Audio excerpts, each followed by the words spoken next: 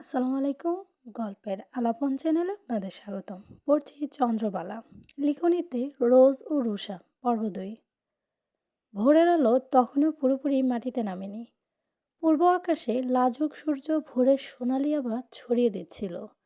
গ্রামের মাটির ঘরটার ছোট রান্নাঘরে দাঁড়িয়ে আছে ১৬ বছর বয়সের চন্দ্রবালা। পরনে তার হালকা নীল রঙের থ্রি পিস, মাথায় সযত্নে টানা ঘোমটা, চুলের কয়েকটি গোটা কপালে ফুলে চুলের কয়েকটি গোছা কপালের পাশে নেমে এসেছে, কিন্তু সে তাতে কোনো ভ্রুক্ষেপ করছে না। তার ছোট্ট হাতে ধোয়া ওঠা চায়ের কাপ। দাদাভাই, চা নিয়ে আসছি, মৃদু স্বরে বলল চন্দ্রবালা। রাজ্যের মানচিত্রে রূপনগর জায়গার কোনো নাম ছিল না। পাহাড়ের পেছনে লুকিয়ে থাকা সেই উপত্যকায় পৌঁছাতে হলে ৩ দিন পথ হাঁটতে হতো। তার অর্ধেক পথ ছিল জঙ্গলের ভেতর দিয়ে। দিনের বেলায় সেখানে সূর্যের আলো পুরোপুরি মাটিতে পৌঁছাতো না, আর রাতে আকাশ এত পরিষ্কার থাকতো যে মনে হতো তারাগুলো হাত বাড়ালেই ছোঁয়া যাবে। সেই নির্জন জায়গাতেই বড় হচ্ছিল চন্দ্রবালা। গ্রামের মানুষ তাকে প্রথম দেখে মনে রাখত, কারণ এমন সৌন্দর্য তারা আগে দেখেনি। তার গায়ের রং ছিল মেঘলা সকালের মতো কোমল, চোখ দুটো গভীর, যেন ভেতরে অনেক কথা লুকোনো আছে। সে যখন হাসতো, মনে হতো চারপাশের নির্জনতাও একটু নরম হয়ে যায়। কিন্তু চন্দ্রবালা নিজের কাছে একেবারেই সাধারণ। তার ছোট্ট পৃথিবী ছিল পাহাড়, নদী আর দুজন মানুষকে ঘিরে। এই গ্রামে যারা বাস করে তারা নিজেরাই চাষাবাদ করে খায়। তাঁতি থেকে শুরু করে সব রকমের পেশার মানুষ আছে, যদিও মানুষের সংখ্যা খুব কম, প্রায় ৪-৫০০ পরিবার। রূপনগরের চারপাশে বনফুল, কুয়াশায় ঢাকা সকাল, আর সন্ধ্যা নামলেই ঝিঝি পোকার শব্দে ভরে ওঠে চারিপাশ।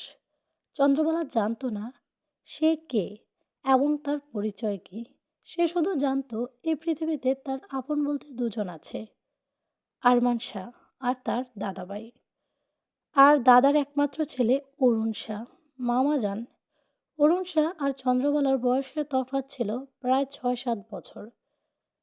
আরমান শাহের স্ত্রী মারা যাওয়ার পর তার একমাত্র পুত্র অরুণ শাহকে নিয়েই তার দুনিয়া ছিল। অরুণ শাহ যখন ৭-৮ বছর, তখন তাদের কাছে আসে ফুলের মতো একটি মেয়ে, নাম চন্দ্রবালা। আরমান শাহ একসময় রাজ্যের সৈনিক ছিলেন। যুদ্ধ, বিশ্বাসঘাতকতার রক্তের স্মৃতি ছেড়ে বহু বছর আগেই তিনি এই নির্জনে চলে এসেছেন। এখন তার সব কিছু এই ছোট্ট মেয়েটা ও তার ছেলে অরুণ শাহকে ঘিরে। আরমান শাহ ও চন্দ্রবালাকে শুধু পড়াশোনা শেখাতেন না, পাশাপাশি ঘোড়াচড়া, তীর ধরা, বিপদ বুঝে নীরব থাকা এবং সবচেয়ে বড় কথা, কাউকে সহজে বিশ্বাস না করা শেখাতেন। কখনো কখনো চন্দ্রবালা জিজ্ঞেস করত, আমার মা বাবা কোথায় দাদাভাই? আরমান শাহ একটু থেমে যেতেন। তারপর শুধু বলতেন, তোমার মা দূরে আছে, খুব দূরে, যেখানে মানুষ গেলে আর ফিরে আসে না। সময় হলে সব জানবে। চন্দ্রবালা বুঝতো না, কিন্তু আর কিছু জিজ্ঞেসও করতো না। ঘুরে ঘুরে তার দাদাভাইয়ের কাছে এক কথা মনে হতো, অনেক দূরে, যেখানে যাওয়া তোমার সাধ্যের বাহিরে। যদি তাদের পরিচয় জানতে চাও তবে প্রস্তুত হও। অন্যদিকে রাজ্য থেকে বহু দূরে হলেও অজান্তেই তার জীবনের সঙ্গে জড়িয়েছিল এক ভয়ঙ্কর সত্য, যা দুজন ছাড়া কেউ জানে না, আরমান শাহ ও তার পুত্র। তার পুত্র এখন মায়ানগরের একজন সৈনিক, যার দায়িত্বে রয়েছে বাগানমহল, গ্রন্থাগার ও আরজান মহলের দেখভাল। আরজান নবাব প্রিয় মানুষ হলো অরুণ শাহ। দাদাভাই, চা কেমন হয়েছে? আরমান শাহ হেসে বললেন, তুই যেমন চা বানাস তেমনি মিষ্টি চন্দ্রবালা। ঠিক তোর মতো। চন্দ্রবালা হেসে তার দাদাভাইয়ের দিকে তাকালো। তাদের মধ্যে এক অদৃশ্য বন্ধন ছিল, শুধু রক্তের নয়, বিশ্বাসের, স্নেহের, ভালোবাসার। দাদাভাইয়ের চোখে চোখ রাখতেই মনে হতো এই নির্জন পৃথিবীতে চন্দ্রবালার রক্ষা কবচ তার দাদাভাইও মামা যান। চন্দ্রবালা ছোট্ট হাতের ধরা চায়ের কাপ আর আরমান শাহের ধীরে স্বরে বলা শান্তিময় কথা এই মুহূর্তে তাদের সম্পর্ককে গভীর করে তোলে।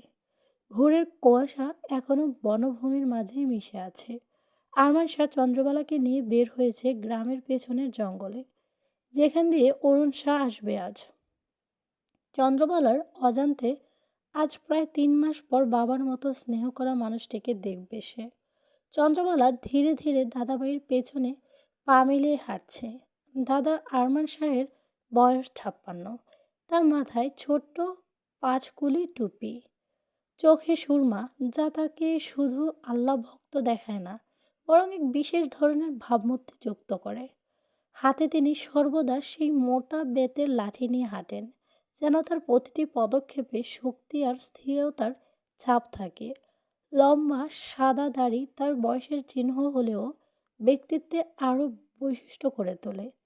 হাটে বা মাঠে সবার মাঝে তিনি স্বাভাবিক কর্তৃত্বের ছাপ রেখেই যান। চন্দ্রবালা দাদার দিকে তাকালে মনে হয় যেন সে এক নিরাপদ ঠিকানায় আছে। ছোটবেলা থেকে দাদা নাতনির সম্পর্ক তার জীবনের অবিচ্ছেদ্য অংশ। দাদার হাত ধরে মক্তবে যাওয়া, বাজারে হাটে ঘোরা, প্রতিটি মুহূর্তে সে ভরসা খুঁজে পায়। দাদা শুধু শাসন না, রক্ষার প্রতীক নন, তিনি সাহসের উৎস। দাদাভাই, আমরা কি এত গভীর যাব? চন্দ্রবালার প্রশ্ন করল, কণ্ঠ অল্প বয়ের গুঞ্জন। আরমান শাহ হেসে বললেন, চন্দ্রবালা, ভয় আর সতর্কতা আলাদা। ভয়কে বন্ধু বানাতে শেখো, তবেই তুমি শক্ত হবে, তবেই তুই শক্ত হবি।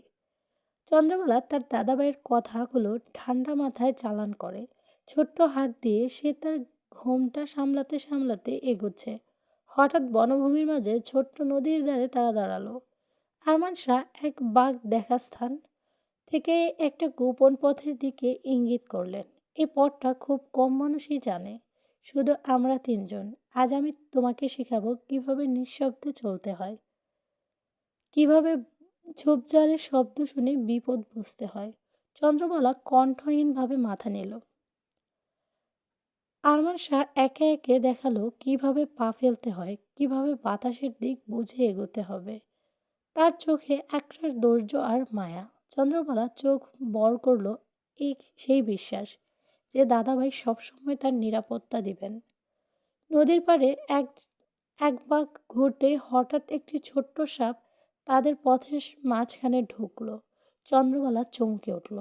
আরমান শাহ ধীর হাতে বাড়িয়ে বললেন, চন্দ্রবালা, ভয় পেলে হাড় কাঁপে, কিন্তু শান্ত থাকলে তুমি বিপদে বন্ধু বানাতে পারবে। চন্দ্রবালা শ্বাস আটকে সাপের দিকে তাকালো। আরমান শাহ নিঃশব্দে সাপটির দূরে সরিয়ে দিলেন। চন্দ্রবালা যখন বুঝল শুধু কৌশল নয়, ধৈর্য আর দাদাভাইয়ের শান্ত শক্তি সবচেয়ে বড় অস্ত্র। যখন তারা নদীর পাড় থেকে নৌকায় উঠল, চন্দ্রবালা ছোট্ট গলায় কণ্ঠে বলল, দাদাভাই, আমি চাই সব সময় তুমি পাশে থাকো, তাহলে আমি সব জয় করতে পারবো। আরমান শাহ তাকে মাথায় হাত বুলিয়ে হেসে বললেন, আমি জানি চন্দ্রবালা, তুই যেমন সাহসী হবি, একদিন তেমন বিচক্ষণও হবি। চন্দ্রবালা দাদাভাইয়ের হাতে হাত রেখে হেসে বলল, তোমার জন্য আমি সব কিছু করবো দাদাভাই।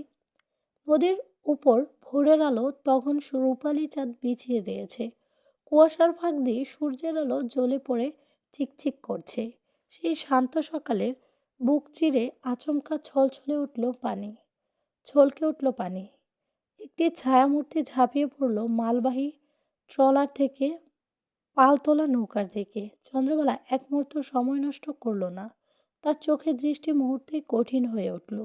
নৌকার নিচে লুকোনো তলোয়ারটি সে এমন দ্রুততার তুলে নিল যেন বহুবার অনুশীলন করা এই অভ্যাস। এক লাফে সামনে গিয়ে মুখোশধারী লোকটার গলায় ঠেকিয়ে দিল তলোয়ারের ধার। তার কণ্ঠ কাঁপেনি, কে তুমি? লোকটি হাত তুলে থেমে গেল। তারপর পরিচিত কণ্ঠে হেসে উঠল, আরে আম্মা যান, নিজের মামা জানকে এভাবে বিদায় করে দেবেন নাকি?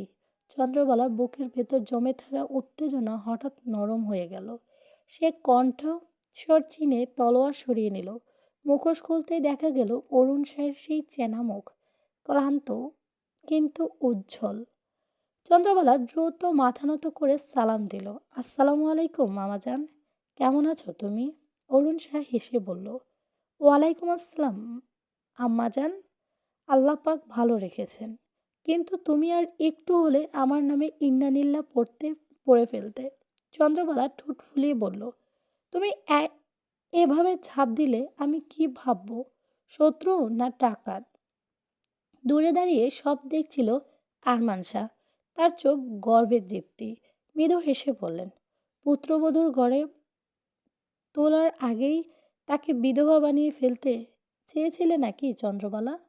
অরুণ মজা করে বলল, ভাবাজান, আপনি তো দেখি আম্মাজানকে বেশ তৈরি করে ফেলেছেন। তলোয়ার ধরার ভঙ্গিমাটা দেখে তো আমারই ভয় লাগলো। চন্দ্রবালা লজ্জায় হেসে বলল, মামাজান, দাদাভাই শিখিয়েছেন শত্রু চিনতে দেরি করা যাবে না। অরুণ তার দিকে তাকিয়ে এক মুহূর্ত চুপ করে রইল। সেই দৃষ্টিতে ছিল স্নেহ, ছিল অদ্ভুত মায়া।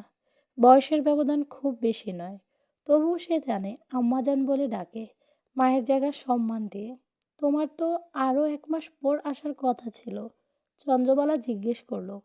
অরুণ নদীর জলে চোখ রাখল, তারপর ধীরে বলল, একজনের খুব দেখতে ইচ্ছে করছিল।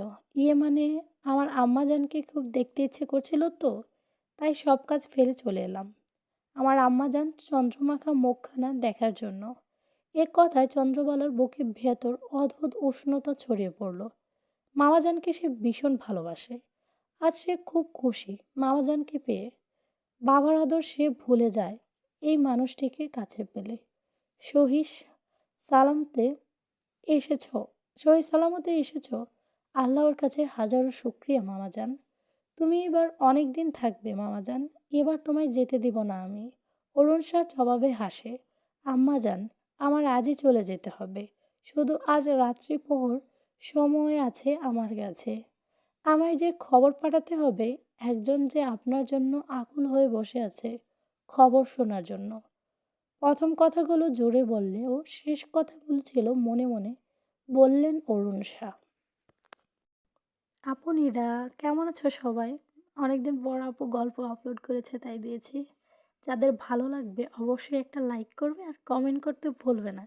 তোমাদের সুন্দর সুন্দর কমেন্ট আমাকে নতুন গল্পের জন্য উৎসাহী করবে।